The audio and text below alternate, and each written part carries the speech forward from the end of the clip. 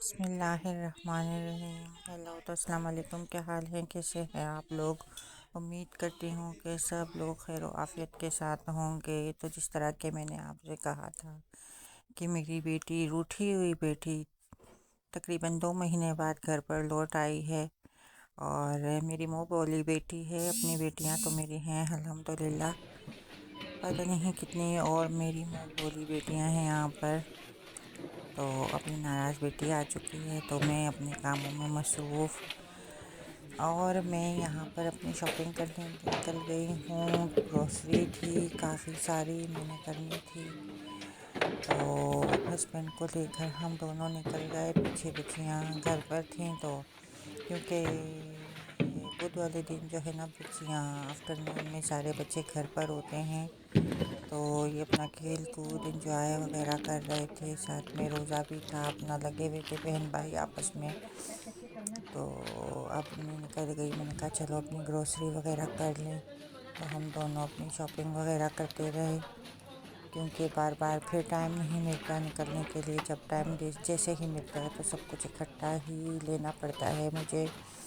मेरे हस्बैंड और मैं, हम सारी शॉपिंग करते रहे, ग्रोसरी करते रहे। जो जो हमें चाहिए था हमने शॉपिंग कर ली, क्योंकि फिर वीक में मेरे ख्याल से दोबारा टाइम मिलेगा तो हफ्ते वाले दिन मिलेगा। संडे को तो फिर बंद होता है सब कुछ।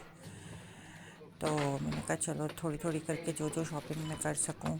मैं सोच रही थी कि अब मैं कुछ कुछ वर्ड्स जो है ना, इसमें फ़्रेंच के भी यूज़ किया करूं, क्योंकि बाज़ औक़ात ऐसा भी होता है कोई कुछ लोग वीज़ा ओहा दो अप्लाई दो दो कर रहे खरीदो। होते हैं पाकिस्तान से, तो उनको स्पेशल क्लासें लेनी मन पड़ती जाए। हैं या किसी भी कंट्री से। या हमारे यहाँ भी बहुत सारे लोग इस तरह आते हैं जो बिल्कुल नए होते हैं स्विट्ज़रलैंड में, और हो सकता है फ़्रांस में, क्योंकि वहाँ भी फ़्रेंच लैंग्वेज है। तो बहुत प्रॉब्लम हो जाती है जब नया आया हुआ बंदा होता है, उसे इतनी प्रॉब्लम हो जाती है, इतनी प्रॉब्लम हो जाती है लैंग्वेज की, जिसकी हद ही नहीं है।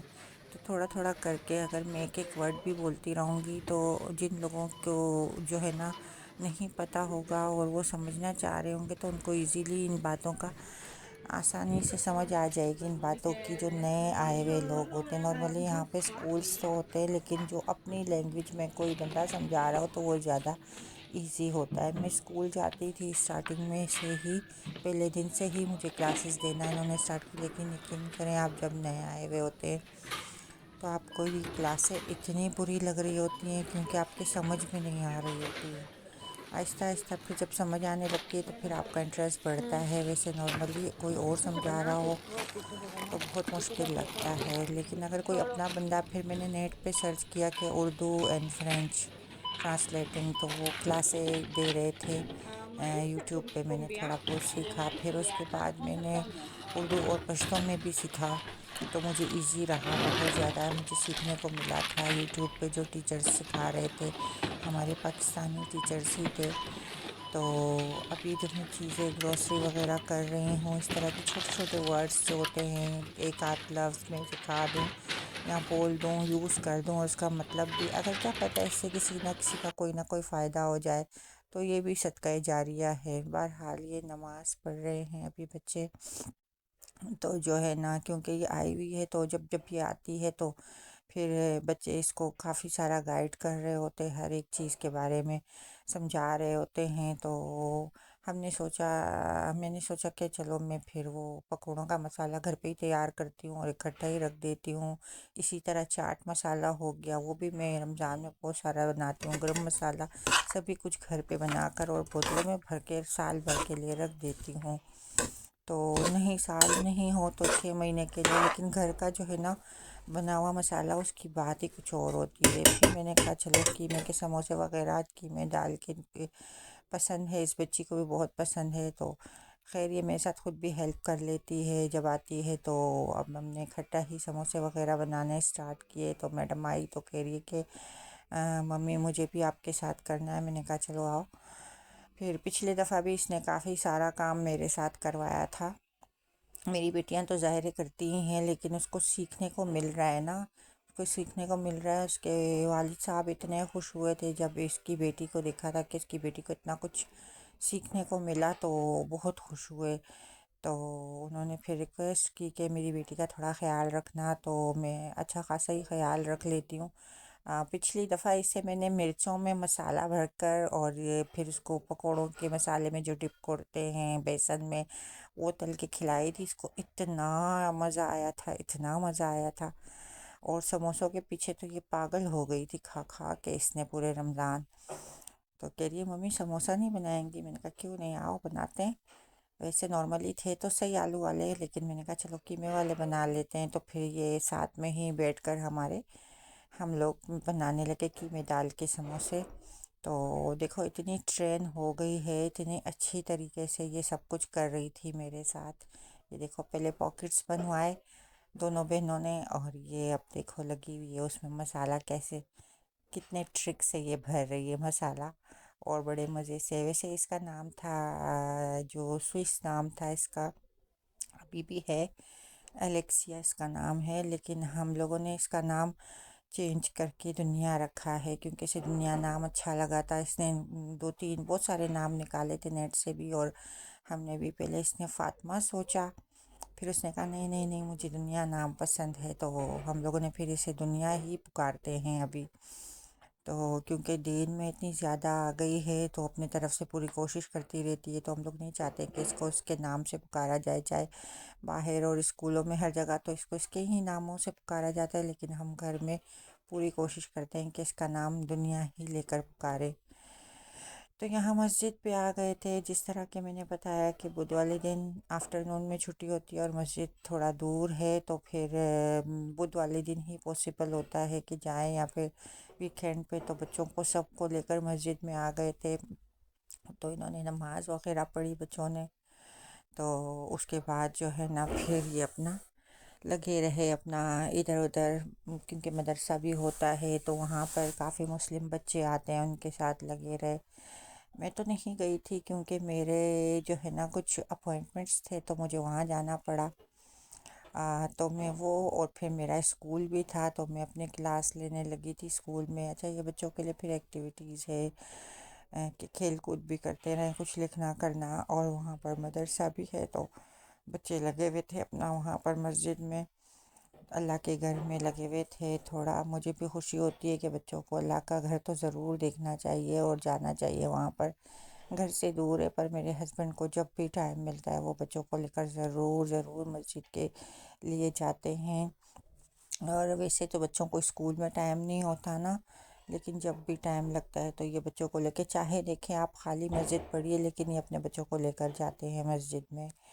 इनको मस्जिद की राह दिखानी चाहिए क्योंकि हर मोमिन मुसलमानों के लिए मस्जिद बनी हुई है, अल्लाह का घर बना हुआ है, वहाँ पे लाजमी जाना चाहिए और वहाँ पे बच्चों को बताना चाहिए हर एक चीज़ के बारे में। तो नमाज वगैरह पढ़ के ये लोगों ने काफ़ी टाइम मस्जिद में बैठकर गुजारा है, और फिर उसके बाद ये लोग रिटर्न अपने घर पर आए हैं। तो ये है हमारे यहाँ की मस्जिद। यहाँ पर नॉर्मली हम इन दो मस्जिदों में जाते हैं। हम कल मैंने एक बात सुनी कि हमारी वो दूसरी जो मस्जिद थी जिसको मैं अक्सर दिखाती भी थी नेट पे, तो वो मस्जिद यहाँ से बंद हो गई है। अभी एग्जैक्ट मुझे पता नहीं है, यहाँ से उठाकर कहीं थोड़ा और दूर ले गए, तो मुझे बहुत परेशानी हुई, काफ़ी दूर ले गए उस मस्जिद को। मुझे इतनी ज़्यादा परेशानी हुई, मैंने कहा अल्लाह ये क्या हो गया। मैंने कहा चलो फिर भी थोड़ा सा तो कर, इतना दूर था लेकिन अब फिर भी चले ही जाते थे। अब तो बहुत ज़्यादा दूर हो गई है वो मस्जिद। तो बस अल्लाह रहम करे। मैं तो कहती हूँ इतनी मस्जिदें बने, इतना आबाद हो जाए मुसलमानों से कि हर वक्त बस यही वो रहता है, क्योंकि मुसलमान यहाँ पर हैं आटे में नमक के बराबर। मुसलमान तो हैं लेकिन पाकिस्तानी बहुत कम है। हम अपने शहर की बात करते हैं, वहाँ पर बहुत कम पाकिस्तानी हैं। मैं चाहती हूँ कि इतने पाकिस्तानी हों, इतने मुसलमान हों यहाँ पे कि जिसकी हद नहीं है, कम्युनिटी बन जाए, ताकि हमारे बच्चों को भी पता हो कि यानी कि हम कहाँ हैं, हम क्या कर रहे हैं। अगर हम यहाँ हैं तो हमारे अपने लोग भी हैं, और हम लोग एक दूसरे को देखकर ही सीखते हैं ना, दीन इस्लाम हर एक चीज़। तो हमारे यकीन यकीन नहीं करेंगे आप, हमारे शहर में कोई भी पाकिस्तानी नहीं है। कोई भी मेरे बच्चों का कोई फ्रेंड पाकिस्तानी नहीं है। जी, तो यहाँ मैं घर से निकली तो फिर मुझे यूनिवर्सिटी जाना था, जो मैं वहाँ पर फ्रेंच लैंग्वेज की क्लासें लेती हूँ। तो मेरा अभी ग्रुप डे चल रहा है, यानी कि ग्रुप डी चल रहा है। ABC जो आ बेस से यहाँ पर जिसे कहते हैं, वो तीनों ख़त्म हो गए हैं। उनके सर्टिफिकेट भी मुझे मिल गए। अब मेरा ग्रुप डे चल रहा है, जो हम जिसे डे कहते हैं, डी कहते हैं, वो फ्रेंच में उसे डे कहते हैं। तो वो चल रहा है। तो यहाँ मैं यूनिवर्सिटी आ गई हूँ। सामने बिल्डिंग में यूनिवर्सिटी की क्लासें यहाँ होती हैं। और पीछे सारा लाख है, निशतर लाख है, यानी कि झील है। और ये इस बिल्डिंग में हमारी क्लास होती है। डिफरेंट जगहों पर होती है, क्योंकि काफ़ी सारी बिल्डिंग्स है। Terminé dans le passé. C'est pour ça qu'on utilise ce terme un petit peu. Donc ce sera le même principe. Pour le plus que parfait, on utilisera aussi un auxiliaire et un participe passé, mais on met l'auxiliaire à l'imparfait. Aujourd'hui, on va parler juste de celui-ci. On va parler que de celui-là qui est donc le... C'est quoi l'autre?